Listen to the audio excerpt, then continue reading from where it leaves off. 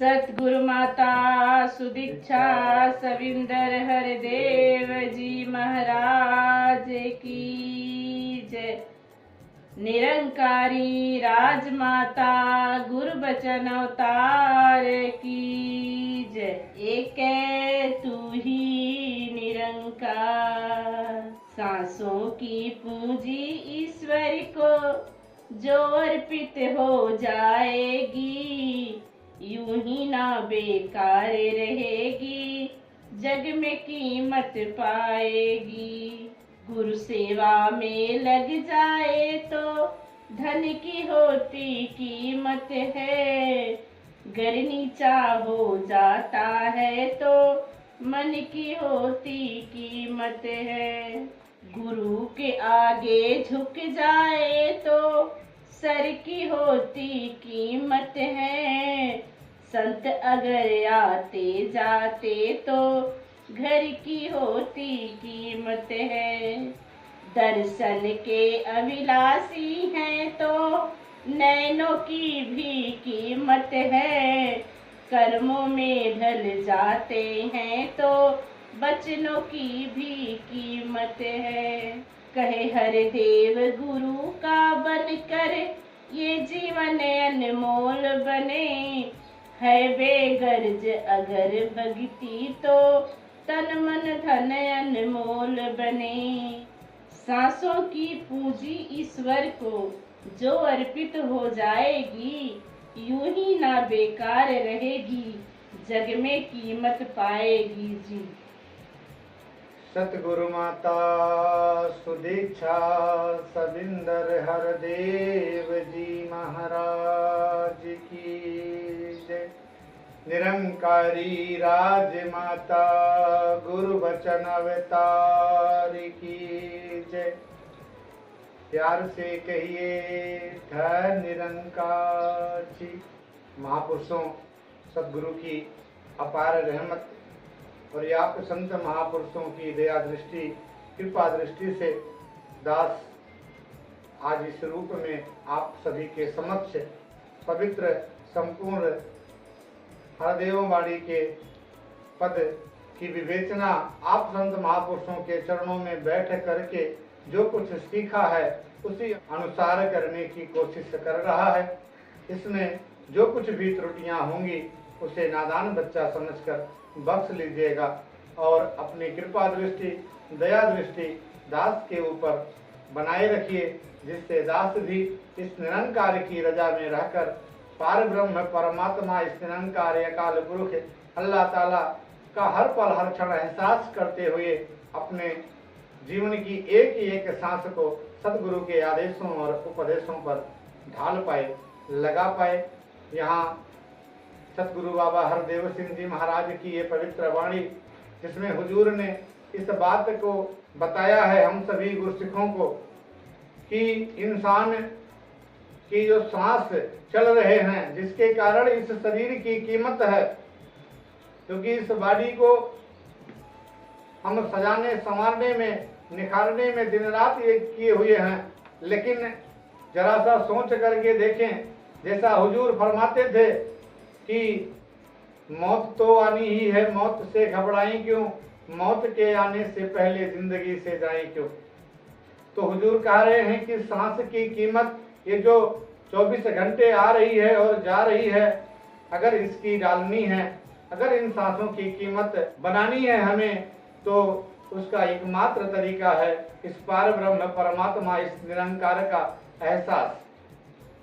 अगर मन के अंदर इस निरंकार का जो सतगुरु की कृपा से हमने देखा है, जो अंगसंग है, जो हाजिर नाजिर है, जो रमा हुआ है, जो कायम दायम है, ना आता है ना जाता है, ना उठता है ना बैठता है, ना सोता है ना खाता है, ना पीता है ना गलता है, ना टूटता ना फूटता है, इस अभेद और अखंड निरंकार का एहसास अगर मेरे जीवन में पल प्रतिपल हर क्षण बना हुआ है तो हुजूर कह रहे हैं कि ये सांसों की कीमत पड़ जाएगी।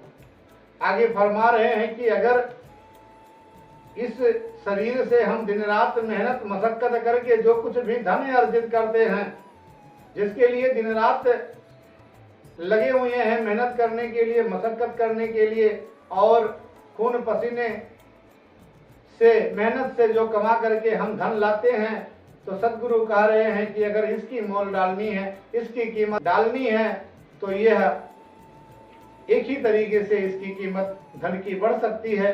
वह है कि यह धन संत महापुरुषों के, आप जैसे गुरसिखों भक्तों के सेवा में लग जाए। तो जहाँ सांसों की कीमत इस पार ब्रह्म परमात्मा, इस रमे हुए राम, इस निरंकार के एहसास से पड़ती है, वहीं धन की कीमत संत महापुरुषों के, आप जैसे ब्रह्मज्ञानी संतों की सेवा से पड़ती है। जी, गुरु सेवा में लग जाए तो धन की होती कीमत है, गर नीचा हो जाता है तो मन की होती कीमत है। जी, हुजूर फरमा रहे हैं कि जिस चीज के कारण आज संसार में नफरतें फैल रही हैं, कदूरतें फैल रही हैं, दंगे फसाद हो रहे हैं, घर घर में लड़ाइयाँ हो रही हैं, विवाद हो रहे हैं, वह है मन। और ये मन में ही अहंकार है, मन में ही घृणा भरी है, मन में ही द्वेष भरा हुआ है। मन से, जैसे महात्मा कहते हैं कि मन के हारे हार है, मन के जीते जीत। तो हुजूर कह रहे हैं अगर इस मन की कीमत डालनी है तो इसे सतगुरु के चरणों में झुकाना पड़ेगा, मन को नीवा करना पड़ेगा, मन को मारना पड़ेगा। और मन को मारने का एकमात्र तरीका है, वो है सतगुरु के शरण और सतगुरु के चरण, आप संत महापुरुषों के चरण और शरण। इसके सिवा इस संसार में इस मन को काबू करने का दूसरा कोई भी तरीका और सलीका नहीं है। तो जिस तरह से सांसों की कीमत इस निरंकार के आश्रय, इस निरंकार के चिंतन में, एहसास में बढ़ती है, धन की कीमत संत महापुरुषों की सेवा और सत्कार से बढ़ती है, वहीं मन की कीमत बढ़ती है जब ये मन नम्रता धारण कर लेता है, सहनशीलता धारण कर लेता है, क्षमा, करुणा, दया, ये दैवी गुण जब इस मनों में धारण होते जाते हैं तो इस मन की भी कीमत बढ़ जाती है। आगे कैसे कहा है जी? गुरु के आगे झुक जाए तो सर की होती कीमत है, संत अगर आते जाते तो घर की होती कीमत है। जी, आज का इंसान इस कदर मगरूर हो गया है कि वह अपने आगे किसी को कुछ नहीं समझता। अगर परमात्मा की कृपा से संसारिक कुछ भी उपलब्धियां हासिल हो गई, चाहे वो धन करके हो, तन करके हो, या और भी ऐसी कोई उपलब्धि हो, तो सर उसका एकदम गुरूर में आ जाता है, अहंकार आ जाता है मन में, और अपने आप को सब कुछ समझने लगता है। लेकिन ये संसारिक पदार्थों, ये शोहरत, ये दौलत और भी संसार की जितनी सारी उपलब्धियां, ये सब कुछ मायने नहीं रखती हैं। हुजूर फरमा रहे हैं कि अगर इस सर की कीमत डालनी है तो इस सर को सतगुरु के दर पे, सतगुरु के चरणों में झुकाना पड़ेगा। अगर सर की कीमत डालनी है तो उसका एकमात्र तरीका है, वह है सतगुरु के शरण। क्योंकि महात्मा कहते हैं कि कोई तन दुखी, कोई मन दुखी, कोई धन से रहत उदास, थोड़ा थोड़ा सब दुखी, सुखी राम का दास। तो सुख का एकमात्र साधन, आनंद का एकमात्र स्रोत, ये आनंद कंद सच्चिदानंद, ये पार ब्रह्म परमात्मा, ये निरंकार है। इसकी लगता कौन कराता है? समय का मुर्शद, समय का पैगंबर, समय का सदगुरु। शास्त्रों में लिखा है कि साकार और निरंकार में कोई भेद नहीं होता। जो इस निरंकार की लगता कराता है, जो इस पार ब्रह्म परमात्मा की जानकारी कराता है, वो साकार सदगुरु स्वयं पूर्ण ब्रह्म होता है। तो अगर मन की कीमत डालनी है तो जिस तरह से इसे नीवा करना पड़ेगा, उसी तरह से अगर संसारिक जीवन में इस सर की कीमत बढ़ानी है तो हमें इस सर को सतगुरु के चरणों में सरेंडर करना पड़ेगा, झुकाना पड़ेगा।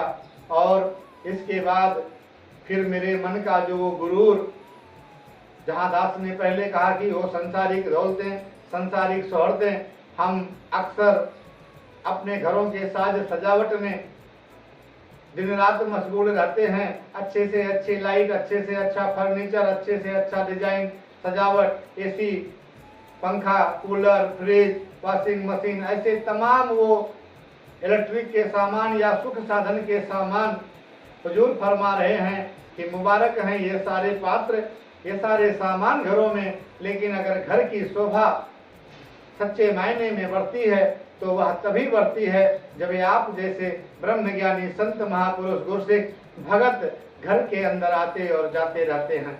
जिस घर के अंदर आप जैसे ब्रह्मज्ञानी संत महापुरुष पधारते हैं, चरण डालते हैं अपने, उसी घर की शोभा बढ़ती है। वरना तो संसारिक कितने भी पदार्थ हैं आप ये अपने घर में इकट्ठा कर लें, हम सजावट के सामान हो या और भी कई चीजें हों।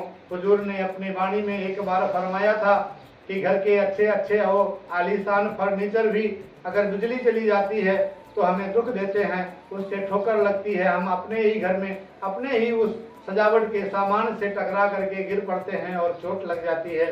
तो जिस तरह से हुजूर फरमा रहे हैं कि अगर घर की कीमत बढ़ानी है तो आप जैसे संत महापुरुषों को अपने घर में बुलाना होगा, चरण डलवाना होगा, आपका सेवा और सत्कार करना होगा। जब संत महात्मा घर में आते हैं तो अभी तक के पीछे जितनी भी बातें हैं जो हुजूर ने बताई वो सबके सब सिर्फ एक काम करने से संत महापुरुष घर में आएंगे, मन उनके चरणों में, सर उनके चरणों में झुकेगा, मन श्रद्धा भाव से उनका चरणामृत बनाएगा, उसका पान पड़ करेगा और सदगुरु की कृपा से जो माया जो धन करके मेरे घर में है, जो सदगुरु ने बख्शा है, दाल रोटी जो कुछ भी बख्शा है वह लेकर के हम जब संत महापुरुष के चरणों में समर्पित होते हैं तो वो धन की भी सेवा हो जाती है, धन भी मुबारक का पात्र बन जाता है, धन की भी कीमत हो जाती है। तो दास तो समझता है कि एकमात्र तरीका आप जैसे ब्रह्मज्ञानी संत महापुरुषों का चरण अगर घर में पड़ता है, जहाँ घर की शोभा बढ़ती है वहीं पर धन की भी शोभा बढ़ जाती है, मन की भी शोभा बढ़ जाती है, तन की भी शोभा बढ़ जाती है। और जब संत महात्मा आते हैं तो इस निरंकार से जोड़ते हैं, सदगुरु से जोड़ते हैं, सत्संग सेवा सुमिरन से जोड़ते हैं, तो सांसों की जो पूंजी है वो इस रमे हुए राम इस पार ब्रह्म परमात्मा के ध्यान में लगती है तो सांसों की भी कीमत बढ़ जाती है। आगे कैसे कहा है जी? दर्शन के अभिलाषी हैं तो नैनों की भी कीमत है, कर्मों में ढल जाते हैं तो वचनों की भी कीमत है जी। संसार के जितने भी गुण, जितने भी अवगुण, जितनी भी अच्छी या बुरी चीजें जिसे हम जज करते हैं, अनुभव करते हैं, वह इन आंखों के द्वारा ही, इसी से हम देखते हैं। चाहे किसी के अंदर अच्छाई देखें या किसी के अंदर बुराई देखें, कि देखने का कार्य ये आंखें ही करती हैं। और सतगुरु ने तो फरमाया कि मनमत और गुरमत का एक सीधा सा पैमाना है कि अगर मेरी निगाहें सामने वाले व्यक्ति के अंदर से छोटा गुण भी देख लेती है तो मैं गुरमत के रास्ते पे चल रहा हूँ, और अगर मेरा मन, मेरी आंखें सामने वाली व्यक्ति के गुण को छोड़ करके अवगुण पर दृष्टिपात करता है, अवगुण देखता है, तो कहीं ना कहीं मैं मनमत के दायरे में आता हूँ। यहाँ हुजूर फरमा रहे हैं कि आंखों का होना मुबारक है, आंखों से संसार की सारी चीजें देखना मुबारक है, क्योंकि इस पार ब्रह्म परमात्मा की ये कलाकृति है, खूबसूरत संसार सदगुरु ने बनाया है, ये परमात्मा ने बनाया है, तो ये इसकी एक ही एक वस्तु, एक ही एक कलाकृति सुंदर ही है, क्योंकि जब ये सुंदर है तो सब कुछ सुंदर ही होगा, और सब कुछ सुंदर है। लेकिन उसके आगे भी सदगुरु कह रहे हैं कि अगर इन आंखों में इस पार ब्रह्म परमात्मा, इस रमे हुए राम, इस निरंकार को दिखाने वाले सतगुरु के दर्शन की अभिलाषा है, अगर ये आंखें अपने सदगुरु को देखने के लिए लालायित हैं, इनके द्वारा बख्शे गए गुरसिख संत महात्मा ब्रह्म ज्ञानी संतों को देखने के लिए लालायित हैं, तो इन आंखों की भी कीमत पड़ जाती है, इन आंखों का भी मोल पड़ जाता है। और इससे अहम बात, जो सबसे मुख्य बात है, जो सबसे सोचने वाली बात है, जो चिंतन करने योग्य वाली बात है कि हम सो जाते हैं, उस समय को छोड़ करके उसके बाद जितना भी समय मिलता है सुबह से लेके रात तक, सोने तक हम बोलते रहते हैं। लेकिन हुजूर कह रहे हैं कि बोलना तभी मुबारक है जब ये जो बोल हैं ये मेरे कर्मों में ढल जाएं, मेरे अपने आचरण में ढल जाएं, क्योंकि दास भी अक्सर उस बात का जिक्र करता है कि अमल से बनती है जन्नत भी जहन्नम भी, कि खाकी अपनी फितरत में ना नूरी है ना नारी है। तो अगर मेरे बोल अच्छे हैं तो जाहिर सी बात है, क्योंकि सदगुरु फरमाते हैं कि इंसान वही दे सकता है जो उसके पास होता है। एक मिर्ची वाला दुकानदार चाहे किसी को दिल से दे या दिमाग से दे, प्यार से दे या नफरत से दे, घृणा से दे या द्वेष से दे, जब भी वो देना चाहेगा या जब भी वो देगा तो सिर्फ मिर्ची ही देगा, क्योंकि वो दुकानदार ही मिर्ची का है, उसका व्यापार ही मिर्ची का है। फिर चाहे अपने घर वालों को वो प्यार से देगा तो भी मिर्ची ही देगा, किसी को नफरत से देगा तो मिर्ची देगा, किसी को नगद देगा तो मिर्ची देगा, किसी को उधार देगा तो मिर्ची देगा। उसका कारण यही है कि उसके पास मिर्ची है। तो जिसके पास जो होता है उसी का वो गुणगान करता है, उसी का वो बखान करता है। तो सतगुरु चाह रहे हैं कि मेरा ये मन, मेरी ये श्वास, एक ही एक श्वास मन करके इस निरंकार के चरणों में लगे, इस निरंकार के एहसास में लगे, सतगुरु के चरणों में ध्यान लगा हो। आंखें हमेशा सतगुरु के दर्शन को लालायित हों। धन जितने भी सतगुरु की कृपा से मेरे जीवन में आए हैं वो हमेशा संत महापुरुषों की सेवा में लगे। संत महापुरुष की सेवा तब होगी जब वो मेरे छोटे से या बड़े से मकान में आएंगे, तो जहाँ मेरे घर की कीमत होगी वहाँ धन करके भी उपयोग होगा, मन करके भी उपयोग होगा। तो दास ये समझता है, जो कि सतगुरु माता सुदीक्षा सविंदर हरदेव जी महाराज ने पहले दिन जब इस रूप में ये अवतरित हुई, सतगुरु रूप में, इन्होंने पहले दिन इस बात को खुलेआम कह दिया कि अगर आपको संसार की किसी भी पदार्थ की जरूरत है तो आपको मेरे पास आने की जरूरत नहीं है। आपके इर्द गिर्द जो संत महात्मा महापुरुष रहते हैं, गुरु भगत रहते हैं, आप उनके चरणों में श्रद्धा से नमस्कार करिए, उनका सत्कार करिए, उन्हें अपने घर में बुला करके उनका आदर सत्कार करिए, चरणामृत बनाइए, चरणामृत का पान करिए। संसार की सारी रिद्धियां और सिद्धियां सदगुरु ने आप जैसे ब्रह्मज्ञानी संत महापुरुषों के चरणों में डाल रखी हैं।